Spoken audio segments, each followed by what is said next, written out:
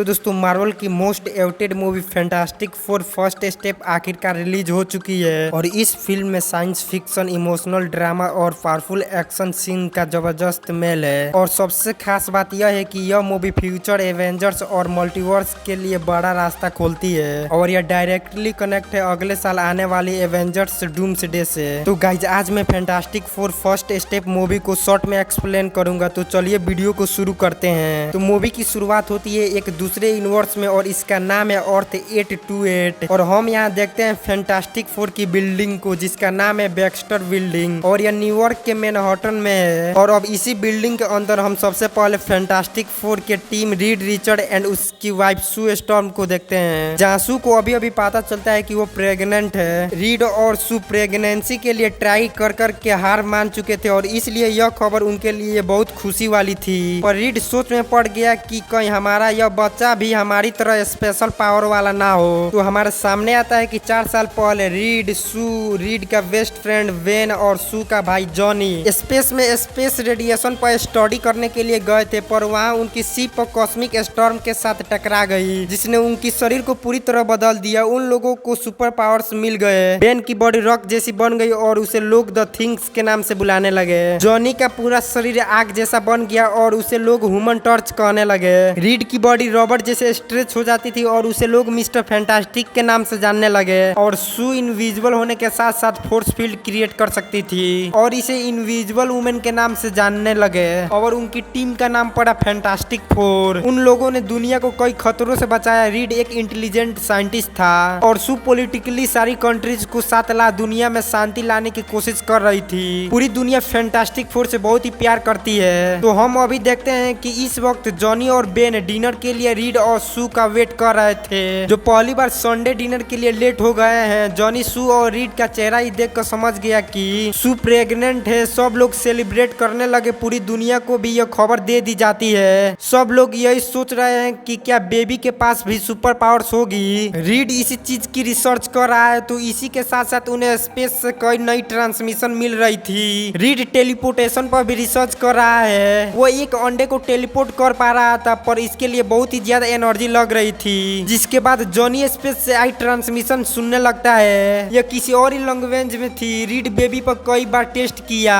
पर हर बार नॉर्मल आ रहा था, लेकिन तभी अचानक से हम लोग देखते हैं सिल्वर सर्पर को जो कि अर्थ पे आती है और सब लोग को एक साथ अनाउंस करती है कि तुम्हारा अर्थ डिस्ट्रक्शन के कगार पर है। और फैंटास्टिक फोर से कहती है कि क्या तुम लोग इस प्लेनेट का प्रोटेक्टर हो। तो उन्होंने कहा हाँ। तो सिल्वर सर्पर बताती है कि तुम्हारा यह प्लेनेट जल्दी खत्म हो जाएगा। तुम्हारे प्लेनेट को गैलेक्टस कंज्यूम कर जाएंगे, तो जितने दिन तुम्हारे पास बचे हैं खुशी से जी लो। फिर वो इतना कह के चली जाती है। जॉनी उसका पीछा करता है, लेकिन फिर वो जॉनी को किसी लैंग्वेज में कुछ बताती है। उसके बाद आगे बढ़ जाती है। उसके बाद हम लोग यह भी देखते हैं कि रीड स्टडी करता है बहुत सारे प्लेनेट्स को जो कि अचानक गायब हो रहे थे और उसे पता चलता है कि यह जो प्लेनेट्स गायब हो रहे हैं इसका जिम्मेदार गैलेक्टस ही है। और यहाँ पे रीड एक तरीके से टेलीपोर्टेशन पे भी काम कर रहा था कि कैसे एक जगह से दूसरी जगह जा सके। उसने एक पे एक्सपेरिमेंट भी किया जो कि कामयाब भी हुआ और उसी एक्सपेरिमेंट के चलते वो सिल्वर सर्पर के ट्रेस करके गैलेक्टस के पास पहुंचना चाहता था। अब वहाँ पर वो लोग पहुंच तो जाते हैं जहाँ पर उन्हें एक प्लेनेट दिखाई देता है जो कि अर्थ से ऑलमोस्ट 13% बड़ा होता है। वहाँ पे पहुंचने के बाद उन लोगों को पता चलता है कि सिल्वर सर्पर पहले से एग्जिस्ट कर रही है वहाँ पे और गैलेक्टस ऑलमोस्ट उस प्लेनेट को कंज्यूम कर लिया है। पहुंचने के बाद सिल्वर सर्पर उसे कहती है कि तुम लोगों को यहाँ नहीं आना चाहिए था, लेकिन अब गैलेक्टस तुम्हारा इंतजार कर रहे हैं। वहाँ हम पहली बार गैलेक्टस को देखते हैं जो कि काफी जाइंट फॉर्म में था और यहाँ पर फैंटास्टिक फोर पूछते हैं कि वो उसका प्लेनेट क्यों कंज्यूम करना चाहता है। गैलेक्टस बताता है कि वो पहले कैसा था और अब कैसा हो गया है, लेकिन एक शर्त पे वो उनका प्लेनेट छोड़ सकता है अगर वो बेबी फ्रैंकलिन यानी कि जो अभी सू के पेट में जो बचा है उसे दे दे। तो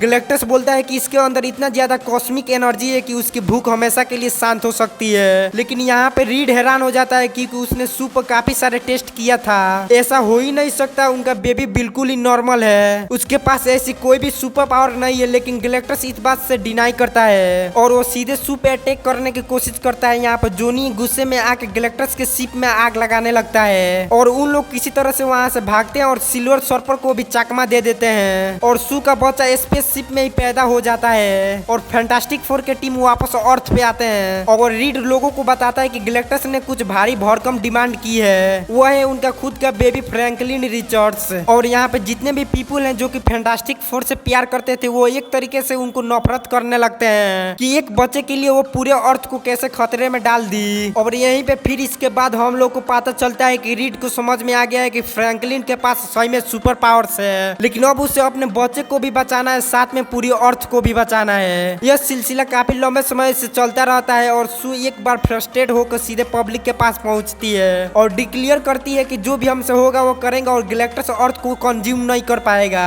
अब यहाँ पे रीड एक नेटवर्क सिग्नल पोर्टल पे वर्क करता है। वो ऐसा पोर्टल्स बनाने की कोशिश करता है जो कि पूरी अर्थ को ही काफी लाइट ईयर्स आगे किसी डिस्टेंस गैलेक्सी में पहुंचा दे, जो कि गैलेक्टस से काफी दूर हो। अब यहाँ पे वो पोर्टल्स बस एक्टिवेट ही करने वाला था, लेकिन सिल्वर सर्फर उसे डिस्ट्रॉय कर देती है। सिर्फ एक पोर्टल बचा होता है, तो अभी जॉनी आके उसे रोक लेता है और उसे ये भी पता चलता है कि वो अब सिल्वर सर्फर की लैंग्वेज में बात कर पाता है और उसका नाम भी बताता है जो कि होता है सालाबाल। वो भी पहले एक नॉर्मल थी, लेकिन गैलेक्टस की हेरल्ड बन गई इस शर्त पे क्योंकि गैलेक्टस ने उसके वर्ल्ड को छोड़ दिया था। लेकिन उसके बाद यहाँ पे उसने सारे वर्ल्ड की रिकॉर्डिंग भी सुनाई जो कि उसकी गैलेक्टस की वजह से ऑलरेडी कंज्यूम हो गया था, जिसकी वजह से सिल्वर सर्फर काफी ज्यादा गिल्ट में आ जाती है। जबकि गैलेक्टस के आने में बस कुछ ही समय बाकी था, तो रीड एक प्लान बनाता है। अब वो अर्थ को टेलीपोर्ट करने की बजाय कहता है कि अब वो गैलेक्टस को ही पोर्टल के थ्रू कई लाइट ईयर्स दूर भेजेगा। वो लोग फ्रैंकलिन को बेड की तरह यूज करेंगे और गैलेक्टस को वहाँ पे टाइम स्क्वायर पोर्टल के पास ले आएंगे।